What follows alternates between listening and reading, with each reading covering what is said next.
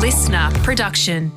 The creators of this podcast would like to acknowledge the traditional owners of the land on which it is recorded. Aboriginal and Torres Strait Islander people are the first storytellers of this land.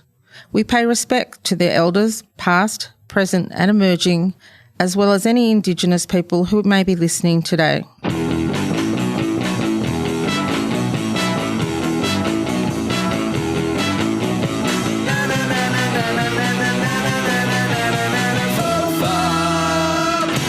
Hello and welcome to FOFOP. I'm Charlie Clausen, and it's not often on this show, this spin-off to TOFOP, this TOFOP with friends, that we get to say we have a genuine, authentic hero as our guest. But that is the case. Podcast Mike, welcome to the show.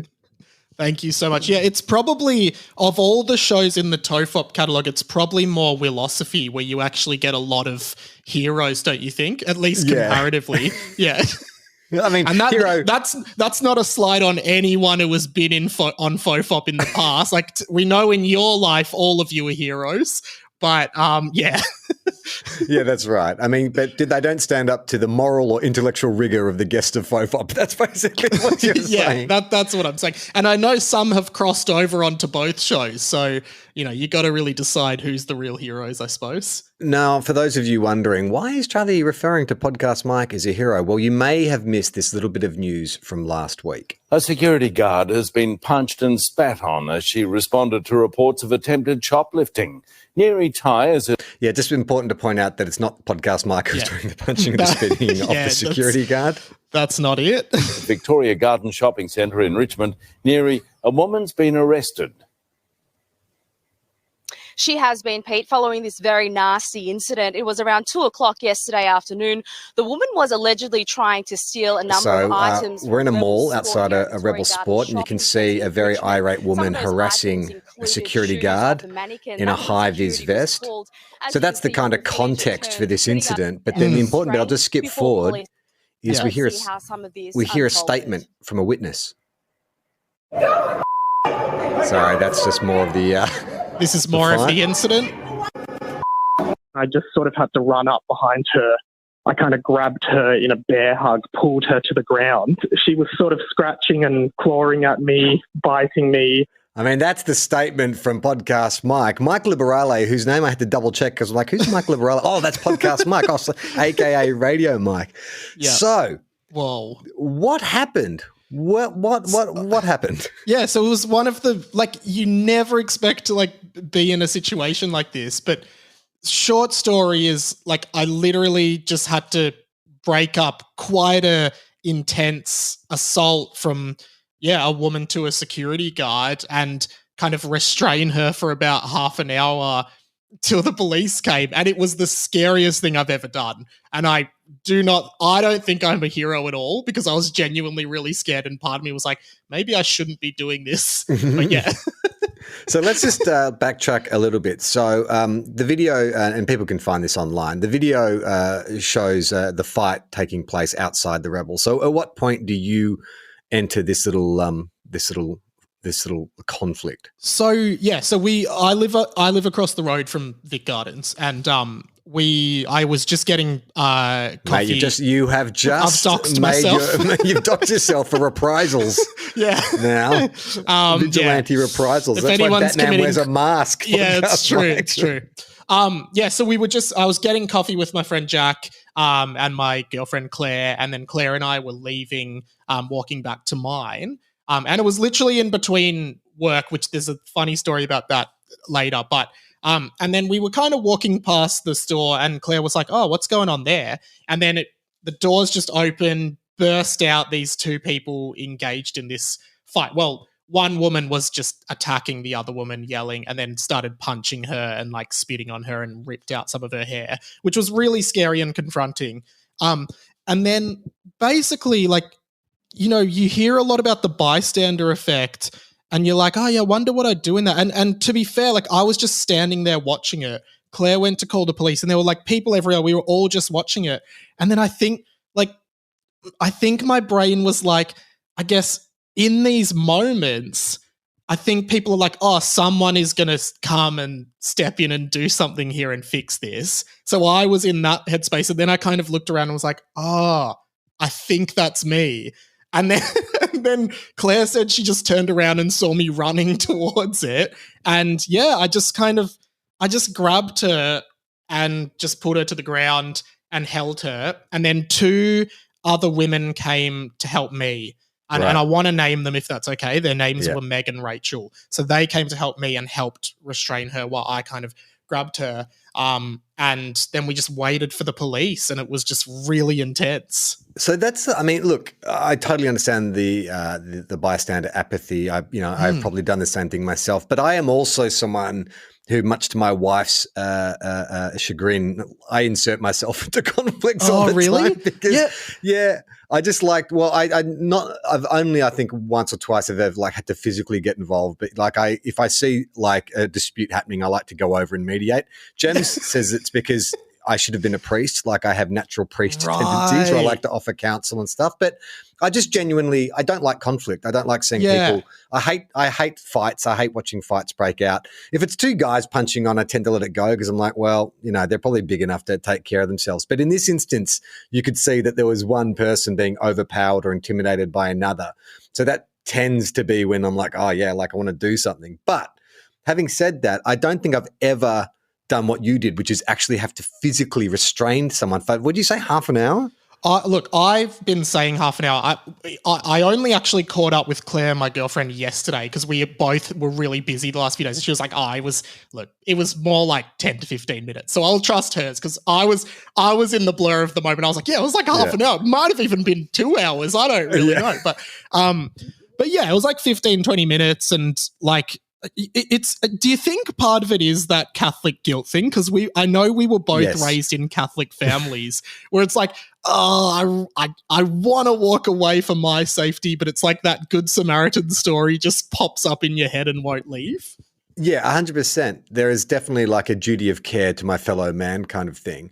But then there's also this sort of thing of, I just think aesthetically people screaming and shouting each other upsets me. I don't like to see it. I don't like that kind of, and I'm interested to know, like, because there would have been part of you that, because they're 2 women, that if I put my hands on her, then suddenly you are opening yourself up to, assault, like if something goes wrong or whatever. So did you actually premeditate how you're going to restrain her? Like, did you sort of think that through, or is that just instinctive? No, and one thing I'd love to say as well is like, the security guard is okay, but also the woman who was doing it, I think it's important to acknowledge that, like, it's clear that, like, she's in need of care. Like, she was drug affected, and the one thing I thought is, I don't want to hurt this person.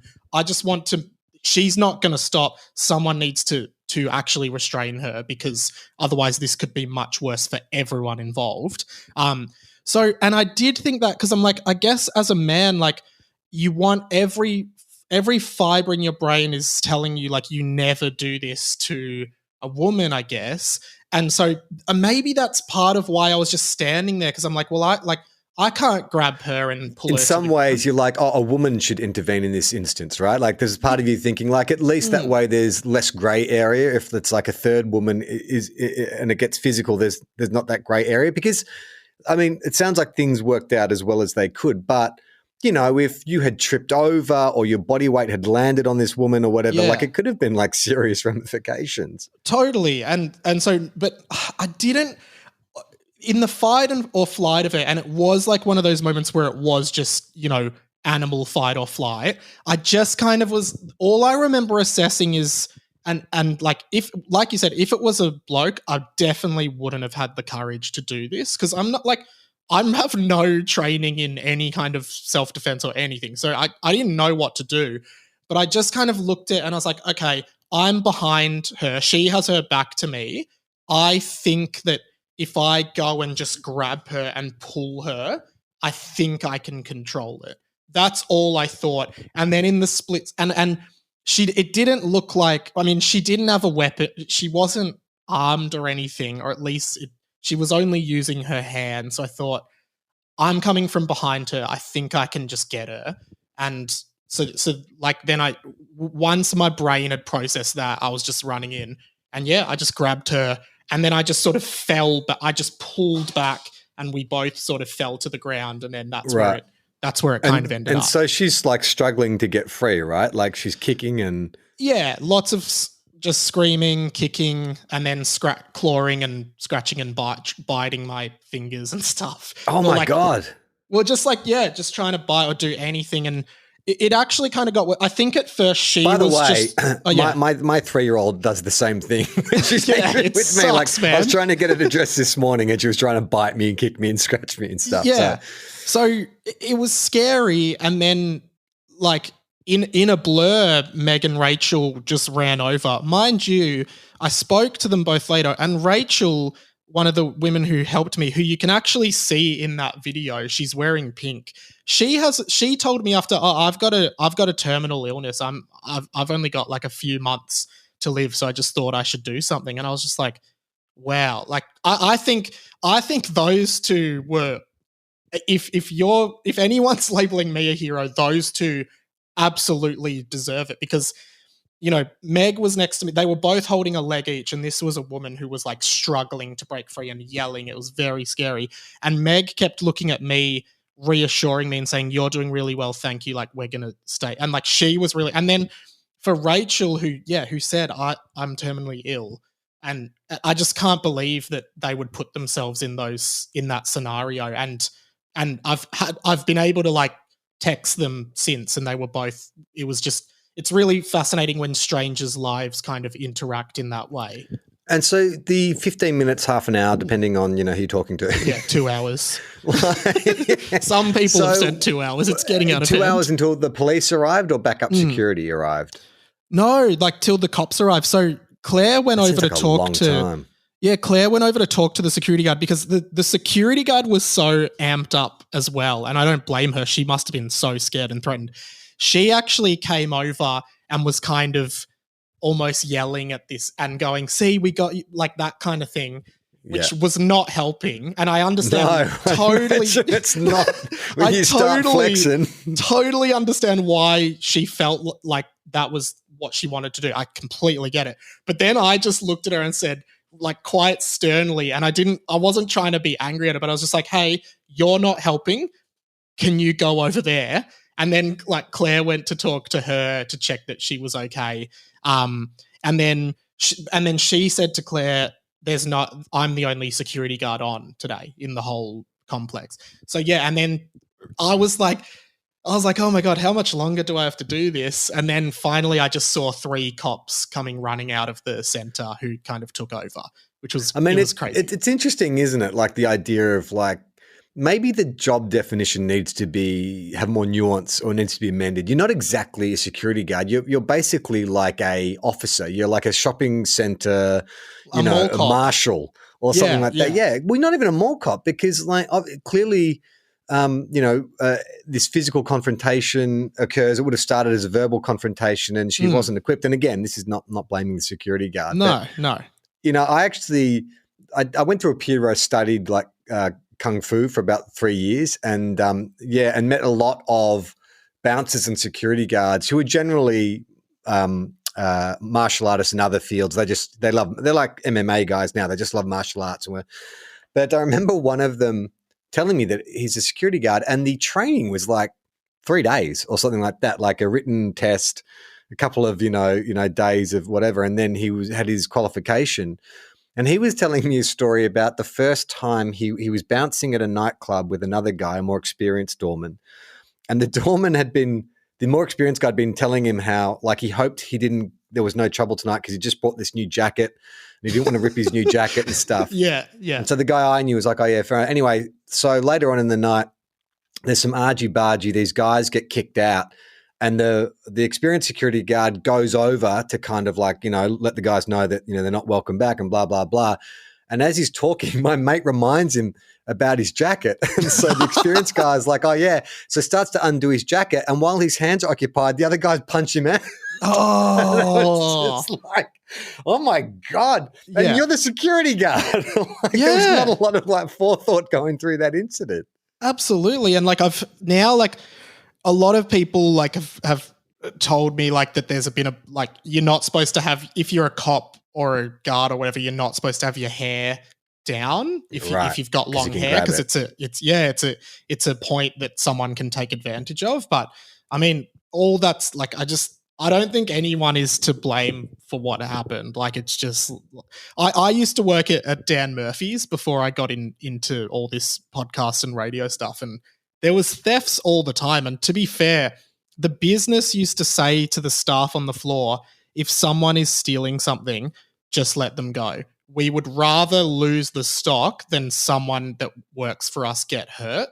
And I always actually remember, I was much younger, but I remember always feeling really, I just hated it because it was so counterintuitive to what I thought justice was. To just watch someone grab a box of Johnny Walker Red worth like $600, 12 bottles in there, and just grab it and walk out, and we're just supposed to be like, see you later, like, and not do anything. So,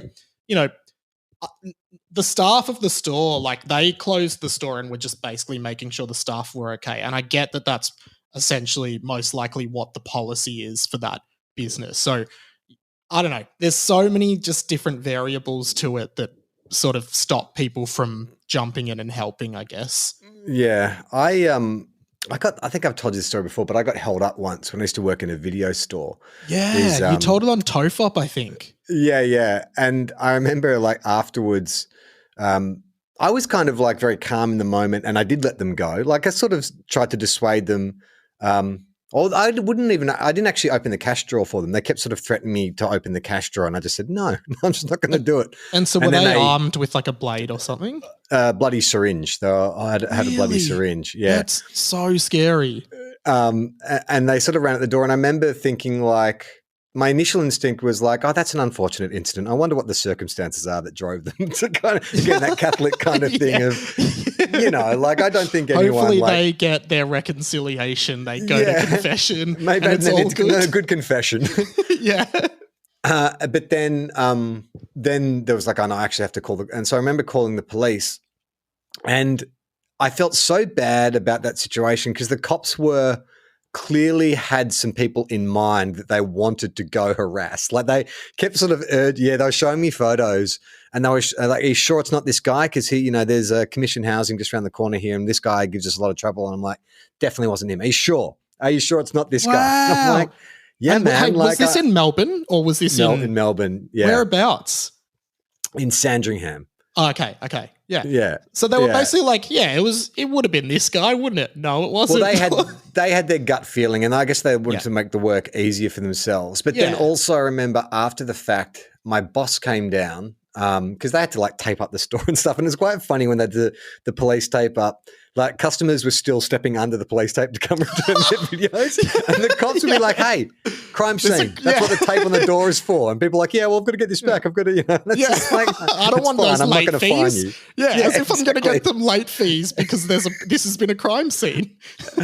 But then my boss came by so everything went back to normal and continued my shift. And he dropped by and he was so like, oh, well, I guess, how you feeling? If you want counseling, I guess I could pay for, like, what do you reckon? One session? You need one? Just probably one. He was so reluctant. I mean, we could do it as long as it would be a pain in the ass for us, but I guess we can do it.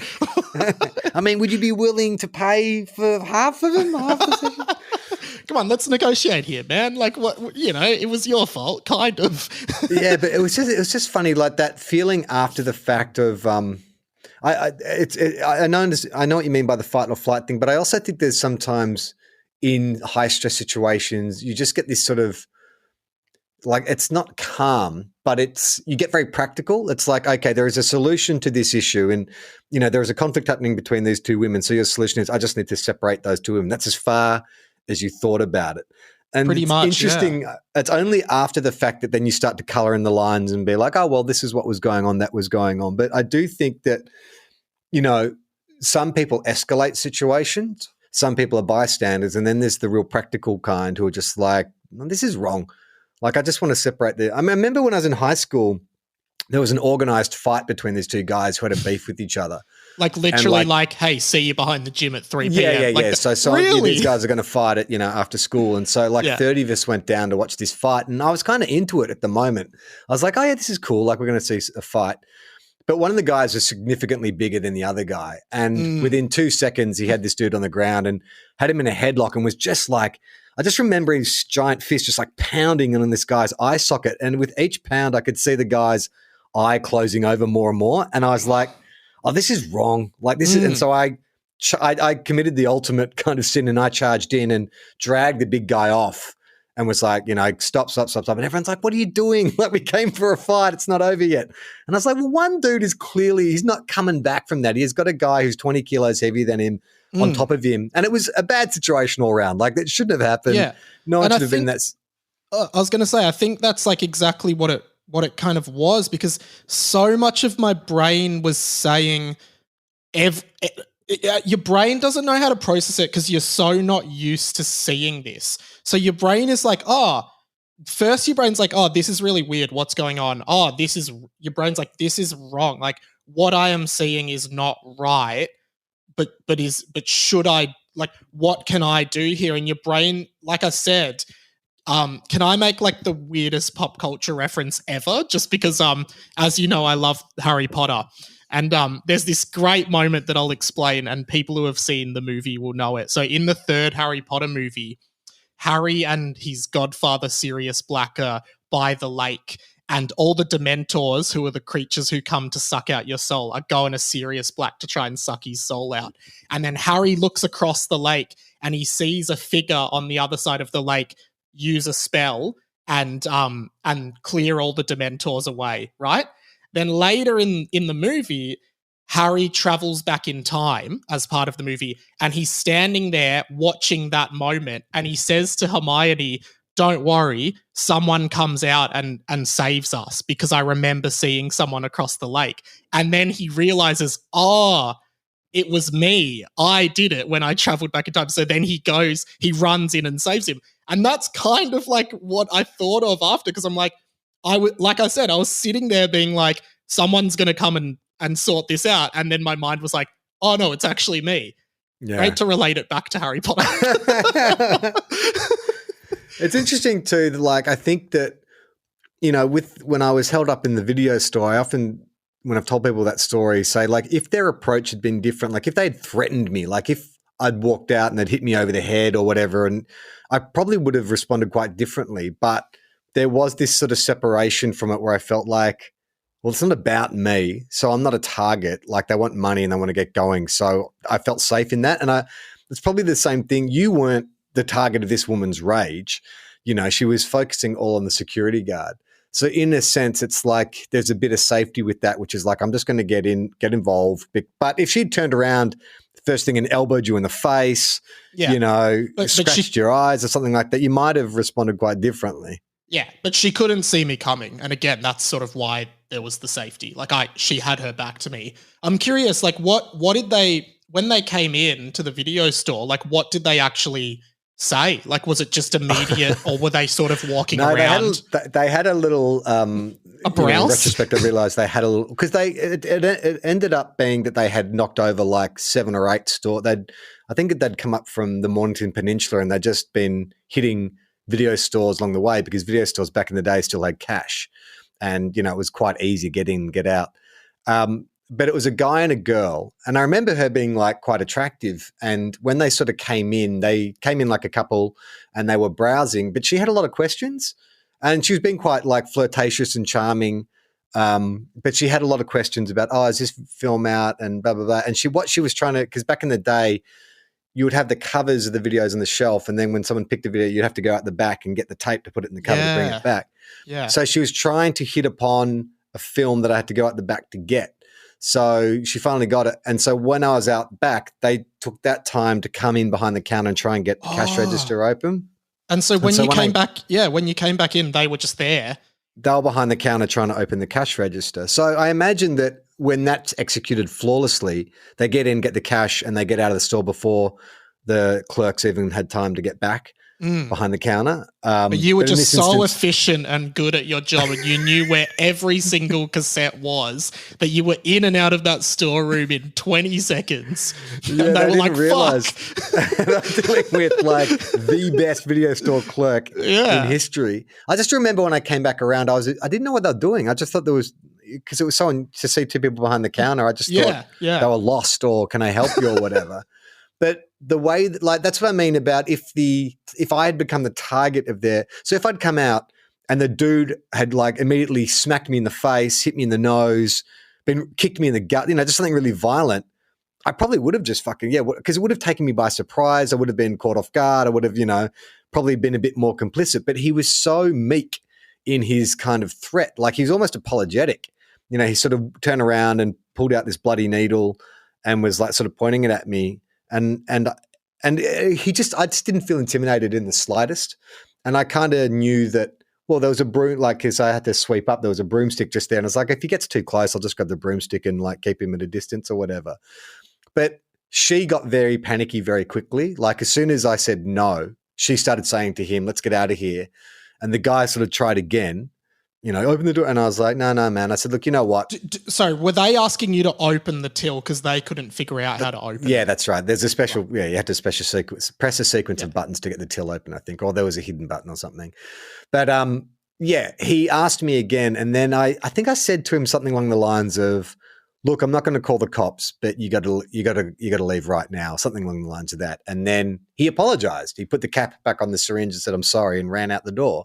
So they didn't actually get any cash. They didn't end up. No. Oh, I was the last one. I foiled them. I think I you called their them. bluff. I'm so like, maybe, you're not going to kill me. Who's the real hero here? Yeah, exactly. Were there lots of incidents like that in a video store? Like lots of thefts and stuff? Because Dan Murphy's was theft central, and I hate to name the business. I'm sure it happens at lots of liquor retailers, but every shift we ended up becoming like private detectives looking in around the aisles and stuff to make sure people weren't stealing. No, I mean, video stores, the return is so low apart from the cash. Like, what are you going to steal? Like a videotape? It's worth nothing on resale. I just want to watch Shrek 2 so badly. I'm going to steal it. I did get there. We were targeted another time by a con artist, and I didn't, and I fucked up there big time. Because in Sandringham, like, Sandringham is a little village, a little seaside village. So all the shop owners knew each other, people would often pop in to swap cash over, if they needed smaller notes or whatever. So it wasn't unusual to have someone come in. People would, because we had cash, people would often come in and say, hey, can we write you a check? Because I need to, and we'd like a bank, do some money lending. So I remember there was a store being renovated about 4 doors down, and this dude came in and he was really charming, and he was like, hey, mate, my name's like Bob. I've just bought the store down the road. We're going to open a homewares. And I was like, oh, that's cool. And so we're just chatting and stuff. And he said, look, I've actually got some builders here right now, but I'm short of cash. Can I just write you a check for like $300 and just get some cash to pay these guys? And I was like, yeah, absolutely. So I wrote him a check, so I gave him the $300 for the check. I didn't even really think anything of it. And then I got to work the next day, and this dude had waited for each new person to start their shift, and he'd come in and do the same bit. Each time. But it was so believable because we're all aware that there was a store being renovated 4 doors down. So the story kind of checked out. He was so relaxed and confident and not shifty. Like, there was no red flags about him at all. And he was not, so he wasn't even involved in the renovation. Like, it was, no. He had just done the math. A story. Like, wow. Yeah.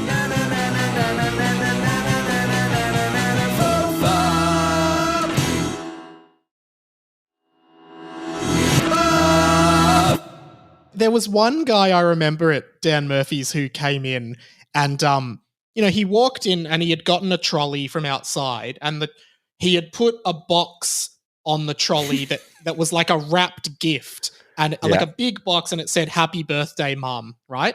And then he went down like some of the aisles and put a couple bottles of wine on the top of the trolley. And then walked around, came back, and I scanned all the bottles. He walked out, and I noticed the box on the bottom of the trolley, and it said, happy birthday, mum. And I was like, this guy, what a great guy. He's gotten his mum a big gift. He's gotten all this wine. He's obviously heading there now. What a legend.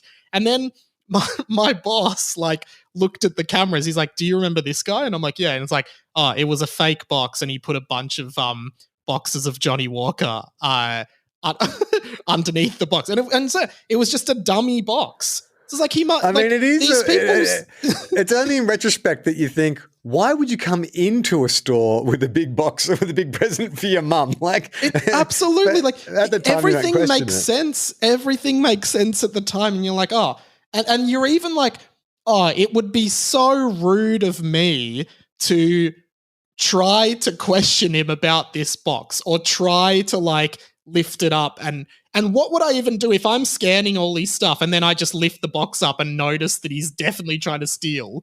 Do I just go, "Hey, sorry, man, are you buying those or were you trying to steal them?" Like, do you know what I mean? What would you actually say? So it just all added up at the time, and then he just sort of got away with it.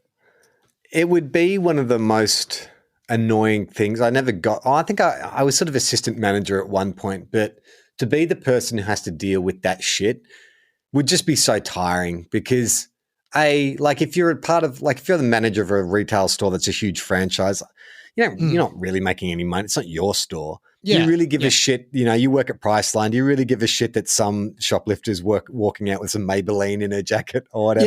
Yeah, but you do. You have to stop, and then you have to go through that whole kind of like dance of, "Can I see what's in your bag?" No. Blah, blah, blah. And it's just like, it would be tiring. I don't care enough about that kind of stuff. I actually, there was one, I think the police did this investigation because there was one bottle of Ouzo, like an Ouzo product, and we barely moved any Ouzo. And then suddenly there was this spike in what we thought were sales of this Ouzo because the shelf was always empty, so we were always it would order more, and then we would just like put it back on the shelf, and then it'd be gone like within the week. And then we realized there was just one guy who was stealing all this Ouzo. And then I think the police did this investigation where they found out there was like a Greek restaurant up the road, and it was the only restaurant sort of in the vicinity that sold it. And then they went to talk to them. They're like, "Oh, like, where are you getting this product?" And I was like, "Oh, this guy comes in, sells it to us at like cost price because he like has some deal or something." And it turned out that guy was just coming to us, stealing the Ouzo and selling it on to this Greek restaurant without them having any idea of what was going on, or at least like not asking any questions as to how he's getting it so cheap. I mean, have you seen Emily the Criminal, that Aubrey Plaza movie? Yes, yeah. That the fake credit card scams that they're running. Yeah, what were they doing again in that? I saw it a while ago. So they would just produce counterfeit credit cards that had credit values up to a certain amount, and so your job would be to go in and just buy like a washing machine or whatever, and you've got like a certain amount of time before they realize that it's a fake credit card. So you get the washing machine, and then they on-sell it. And then if you can prove that you can do that, they take you up to bigger cards so you can get things like cars and stuff like that. But it's a really great movie. But it also just makes you think like how many scams there must be out there and how naive we all are. And the irony being like, so I was almost held up once. I got ripped off by a con man, but I was also running my own con game. Really? Shit. Yeah, because you had the ability in the video store to, when someone had a fine on their account, from my point of view, when I'm looking at the screen, I can hit a button which sort of pays for the fine. So I take the money and or I can delete it. Right. So I'd often say to someone, it just tells the computer the fine has been paid. Or the clerk has used their discretion to delete it. So often someone would come in, and if they had like a $20 fine, I'd be like, "Hey, look, they've got a $20 fine here, but I tell you what, if you pay now, just $10, we'll take care of it now." And so they would give me the $10, and then I would just hit delete. But and then you'd pocket and the I'll 10? pocket the $10, yeah, because according to the system, it wouldn't know. The only thing that could catch you out was at the end of each night, you'd have to print off like the day's takings as like like some software, and there was an exceptions log listing. So anytime an exceptional transaction had been made, so anytime someone was deleting fines or lowering the price of something, it would come up in this log listing. So I'd have to go through and manually like change that, sort of like go deep into the program and delete the log listings. And so I did that for like a year, I reckon, where I just sort of, I mean, I was getting paid maybe $9 an hour or something like that. It's like supplementing my income. Yeah. But it was like, here I was, you know, the victim of a con getting held up. But I was like, it was white collar crime. What mine was maybe not as in your face as someone holding up, but I was stealing as well. But wait. So that was another hold up. Is you saying this was another incident? No. I'm saying that like I got held up once. There was a con artist, but yeah. But if I'm honest about it, everyone's a fucking criminal when given the opportunity. Yeah, but yours wasn't like. I guess I was going to say it wasn't like systematic or threatening, but I guess it was definitely systematic. Like you were exploiting the business's like lack of accounting or whatever. That's what I'm saying. It's a white collar crime. It's not as kind of like in your face as, you know, pulling a con or sticking a needle and holding a needle at someone. But I also felt like this misguided justification because of like they pay me such a low hourly rate. Like this feels like it's deserved, it's payback or whatever. Yeah, it's justice. It's justice for the poor conditions I'm working under. Yeah, exactly. Completely get that. Sticking it to the man. Yeah, exactly. It's all really intense when I feel bad for people who work in retail and have to experience all that stuff firsthand because it was so hard on me as a uni student. I used to hate going in because I would just feel like shit. Like it was just so object to my values, but I knew I couldn't do anything about it because one, I wasn't strong enough or brave enough to do anything to stop people stealing, but also because you risk your job and then I need that job to pay for stuff while I'm at uni. So, yeah. It's weird, isn't it? Like when you get those part-time jobs in retail, you know, when you're studying or whatever, like that's, you know, they are casual jobs or casual employment that's the most readily available employment. So it makes sense. But geez, it gave me a bad opinion of the general public. Like after that, when I started like taking part-time work, I'm like, do I have to talk to the general public? Do I have to be face-to-face? And I used to work at a cinema for a while. Really? And I remember there was this one day where I hadn't had an acting job in like 6 months. So I was working at this cinema and then my agent had sent me this audition for a commercial where they needed someone to play like a hot shot. And I didn't even have like a suit at the time. And so I borrowed my mate's suit so I could go to this audition playing like a, you know, hot shot yuppie or whatever. And then while I was at the audition, a text came through from my boss at the cinema saying, hey, someone can't do their shift. Do you want it? And I needed the money. So I was like, yeah, absolutely. And so I went there in the suit, the expensive suit, and just whacked on like a T-shirt, like a Palace T-shirt and started working. And this dude comes out of the foyer and he's like, oh, hey, I'm really sorry. I've just been sick in your bathroom, so I might need to go in there and clean it up.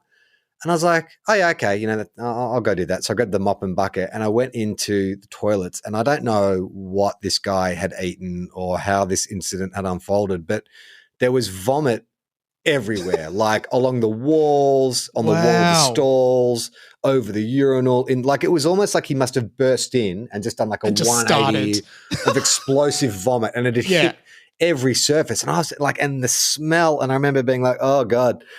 And so I started like, you know, mopping, and it was one of those infrared urinals. So every time you passed too close to it, it would fill up. So the urinal would fill up and the vomit would overspill from the bottom of the urinal onto the floor, and so I'm on my knees, like scooping up vomit and putting it in a bucket. And I'm sitting there and I'm like, how pathetic is it that I am in this suit that I couldn't even afford myself. I had to borrow because I was pretending to be a millionaire when in reality I'm on my hands cleaning up this, scooping up vomit. Like that's the level I'm at. Yeah, that's gross. I was actually going to ask you, so like, and we've kind of in a way ended up here because I realized that 2023 is my 10th year out of high school. And like for a lot of time you it's my 11th year out of high school. Well, damn, that's worse. You realize like a lot of my life I reference back to like how far it's been since I finished school. And I guess I was curious because we kind of went to similar schools in Melbourne, and I was wondering about like what your experience was in terms of clearly being someone who wanted to pursue something creative and maybe less traditional and maybe even more so for you at the time. Like what was your experience coming out of school and wanting to pursue acting or creative roles? If that's not putting you on the spot too much. No, I think it was not. I think, well, I had quite a broad group of friends at high school. So like I was mainly friends with the guys who like to play footy and stuff, your traditional kind of meat and potatoes kind of high school guys. They were my core group of friends. But then in the last couple of years, I started hanging out with the guys who are a bit more alternative, who are a bit more into things like music and so I'd sort of done drama for a couple of years, but didn't really enjoy it. And then in my last year of high school had done the musical. They did Les Miserables. And I really, really enjoyed it. It was like, oh my God, this is so much fun. And I just love the experience of putting on a show and all that kind of stuff. But there was tremendous kind of shame put on guys in my year level that wanted to be actors because it was considered to be attention seeking. Like whether or not you had any talent was kind of by the by. It was more that, and it's funny because there was a slur for it, which was "you're a John." Oh, okay. Now it's a long, involved story about that, but there was a teacher at school at the time, and I won't use his last name because he was a great teacher, but his first name was John. And he didn't necessarily teach drama, but he taught other humanities. And he was a bit of a Robin Williams in Dead Poets Society. Like he just loved to motivate the students. So if that meant putting on a costume or, doing something unusual, like, taking his class, we're going to do it out on the Oval today or whatever. But the knock on him was, he just loves the attention. He's just an attention seeker. And so if you were an attention seeker, you were a John. And so that was kind of something that the kids who had that performing arts interest had to sort of live with, was like, stop being a John. It's like, well, fuck, man. Like, I like to sing. I like to do all this kind of stuff. So I knew that when I got to university, if I was going to, and I hadn't decided at that point, like, I just did a communications degree. I hadn't decided. I knew I wanted to get into like media somehow. I didn't know what that was going to be, but I knew that I was going to have to separate myself from my high school ties a little bit, because as in, do you mean the people you were friends like with? the guys, the guys I was friends with, not all of them, but a lot of them, they were just bringing me down. Like like I just noticed, like it was, they were not good for my self-confidence and my self-esteem because it was that tall poppy kind of thing.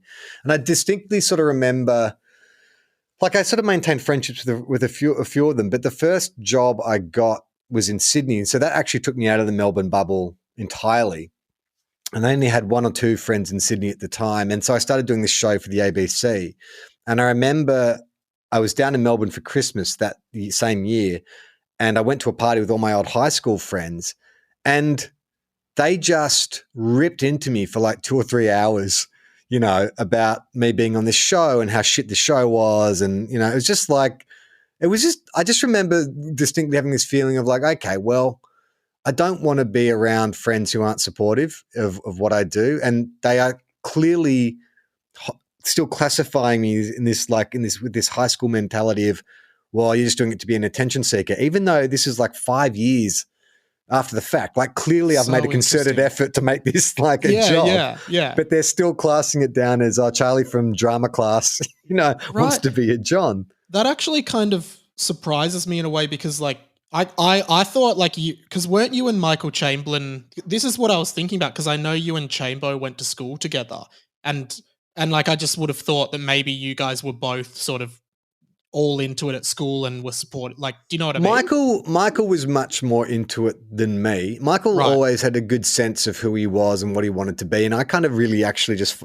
followed his lead quite a bit because we were good friends, but Michael was never shy about, I like writing, I like movies, I like this stuff. And so he was always very sure, like seemed very confident in himself and very sure of himself. And, you know, even with the university course I chose it partly because that's the course Michael was going to do. And I was like, well, if Michael's choosing it, then, you know, that gives me confidence.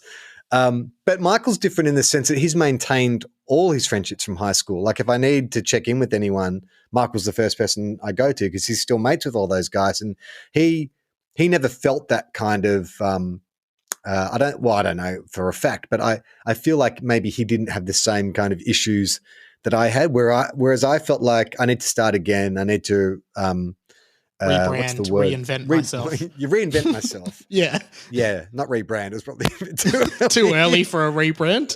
Didn't have a brand at that point. Yeah, but I did sort of feel like, you know, I in some ways I regret it because I never went to my 10-year. I haven't been to any of my high school reunions, and part of me didn't want to go back to them because I sort of felt like, well, I don't want to go back there. Like I loved my time at high school. I had a lot of friends in there, but you know, like Chambo and maybe one or two others, I'm only still really good friends with.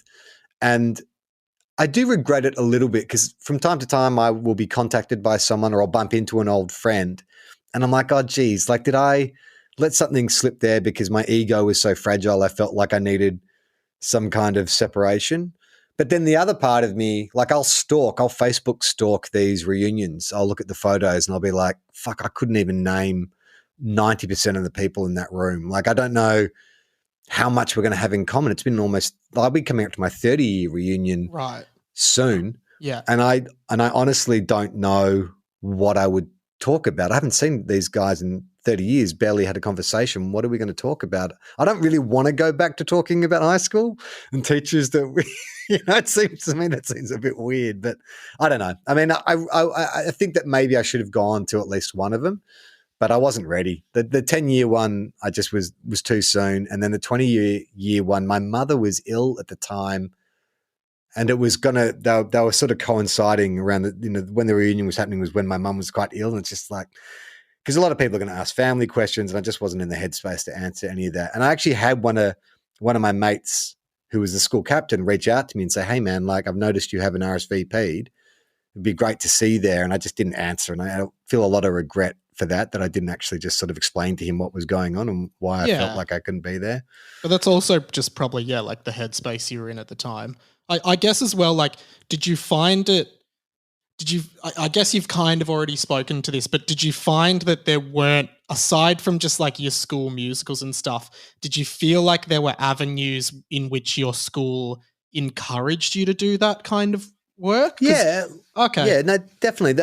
It was very much a footy school and, you know, like, and things like drama and all that kind of stuff were considered sort of Mickey Mouse subjects and weren't given their due respect. But at the same time, they had incredible facilities and really good teachers and, you know, the productions they put on are, you know, almost professional standard in terms of like the money spent on the sets and the lighting and all that kind of stuff.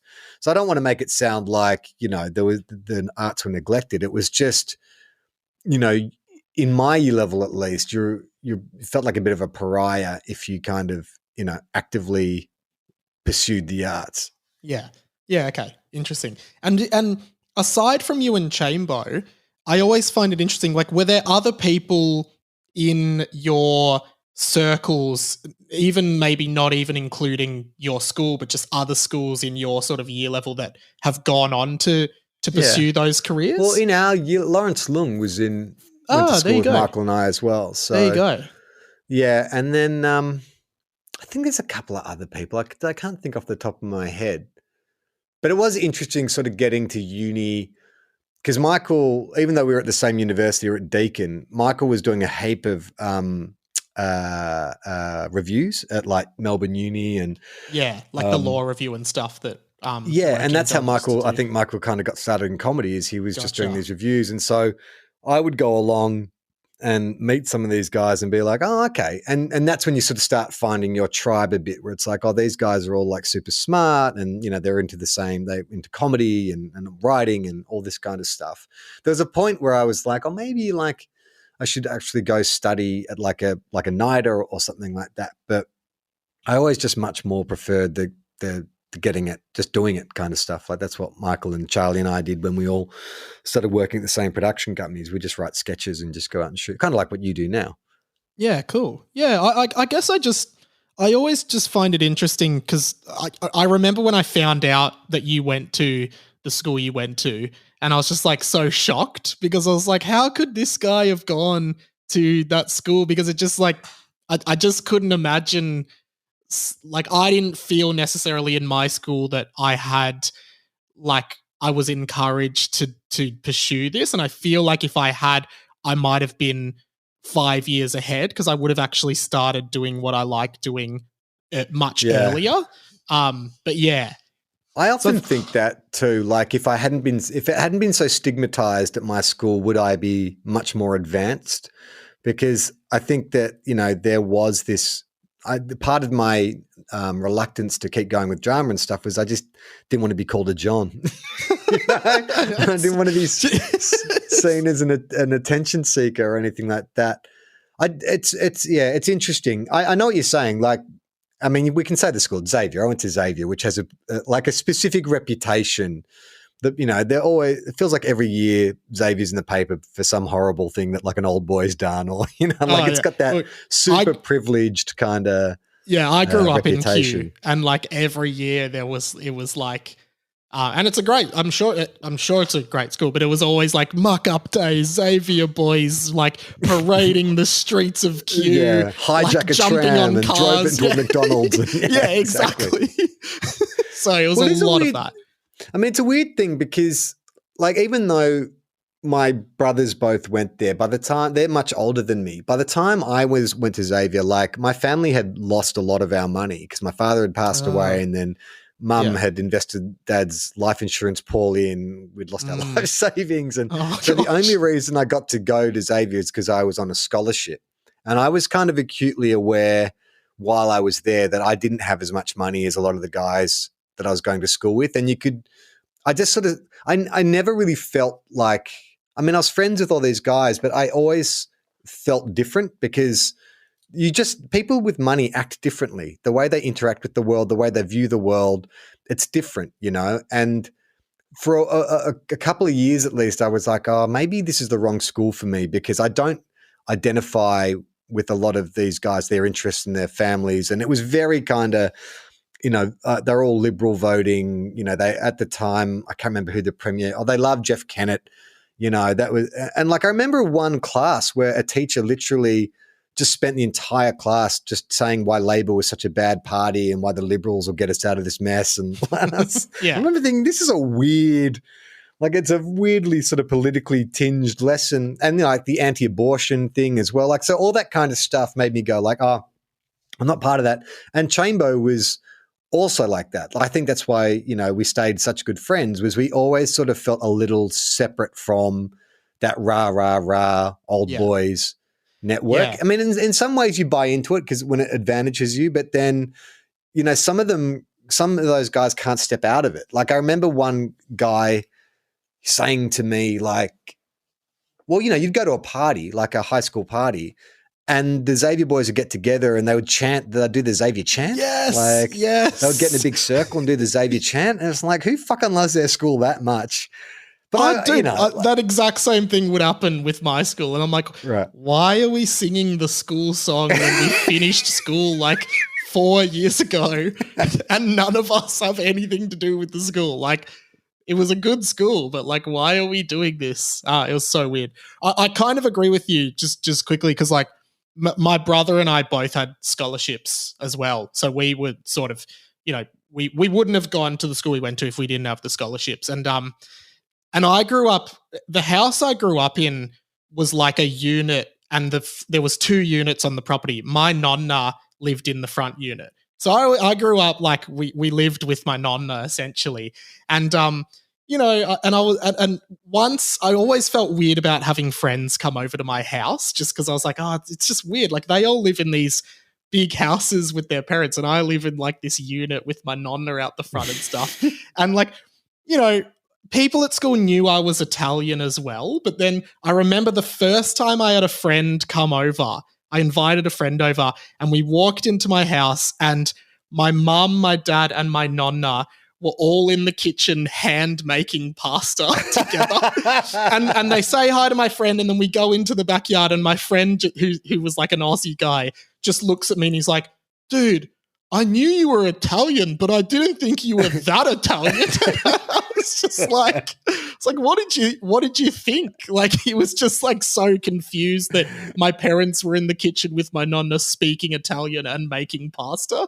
But it's just that like cultural difference that like I felt like I felt weird like you, because I was like, I definitely don't have as much money. Well, my family definitely doesn't have as much money as all these other families and stuff. And yeah, it's just interesting to talk about that stuff sometimes, I think. Yeah. Well, I'm always fascinated, like that reputation that Xavier has was there long before I went there and seems to still be around. Like when you tell people that you went to Xavier, they're like, oh, like you can sort of see like it evokes a certain kind of stereotype. But I'd be interested to know how much that has changed, like, or has the culture shifted? Because a lot of it to me seemed to filter down from the parents. Like it was very much the old boy, like a lot of old boy dads were sending their sons there, and they had affinity for the school. And you know, like one of my mates at school, I remember him saying, when I have kids, if I have boys, they're definitely coming to Xavier. And I'm just like, why?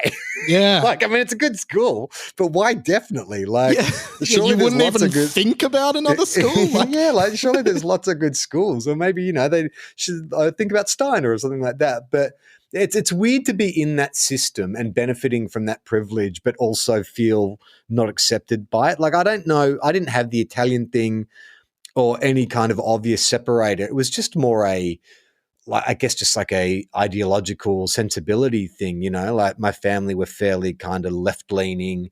Right. I mean, half my family were gay, you know, I didn't know, no one ever talked about any of that kind of stuff or, you know, seemed to, and my brother, my gay brother was the drama teacher at the girls' school across the road at the time. And so a lot of my mates who were doing, you know, drama with the girls' school would come back and be like, I met your brother. Is he gay? And at first I'd deny it. I was so kind of like scared of what, you know, they would say. And then I think it got to sort of the last year of high school. I'm like, why the fuck am I, like, who am I protecting here? Like, my brother doesn't need protecting. He's fine, you know, but it was more like, I just grew tired of having to sort of fit in that box. And I think that was part of my desire when I left high school, is to reinvent myself. Was I knew that I wanted to hang around girls, like not necessarily just so I could have girlfriends or whatever, but literally I'd just been in the company of predominantly guys for 4 years and I was sick of it. And I remember thinking when I started uni, like oh my God, there's girls here that we can just talk to and hang out with. And like, I just really, really enjoyed that. And, you know, I'd go visit my high school mates, you know, when they're at uni. It's like, are you still carrying your high school bag to uni? Like, get yourself a fucking backpack. What are you doing? Like, cut the cord, man. Like, it's time to move on. I think like at the end of year 12, we got those like, you know, those like year 12 kind of varsity jacket style things with your nickname on the back. I swear I wore it once. And then I was like, well, now I've finished school. I'm not going to wear this to like a nightclub or to a party or something or a family gathering. So just pretty sure it's still in my wardrobe at my mum and dad's place, just sitting there. Because why would I ever wear it? Like, anyway, it's I just still so get crazy. these emails from time to time. Like I have obviously ducked and weaved and they've lost, but they keep getting my email address. So like it'll go like 3 years with no contact and then they've tracked me down again. I'm like, who's the fucking snitch who's given up? I mean, it's got to be Chambo, right? Like, who's the fucking Charlie would love to help out. This is his email. Who's the fucking snitch who keeps putting my name onto this old Zavarian fucking mailing list? And it's always some kind of appeal for money. And it's like, well, you're coming to the wrong guy. All right. Yeah. I'm not paying for the new fucking gym or whatever it is. Yeah. The new pool. Yeah. They used to open the pool at Xavier as like just a public pool on weekends. That's right. The Stevenson Center. We used to go there all the time when we were kids. It was really fun. Yeah, right. Yeah. Yeah. Well, they built that while I was actually this is how old I am. They literally built that while I was at high school. Like I remember there was the pride and joy of the school is they'd raised something like 10 million, a ridiculous amount of money for a high school for this one gymnasium that you could probably fit a bunch of high schools in. Yeah, itself. definitely. Like, But it was and really a pool with like 3-meter diving boards and like everything a kid could want at that pool. Well, if you want to know like what like the counterculture force that Chambo and I were, so they built this amazing gym, right?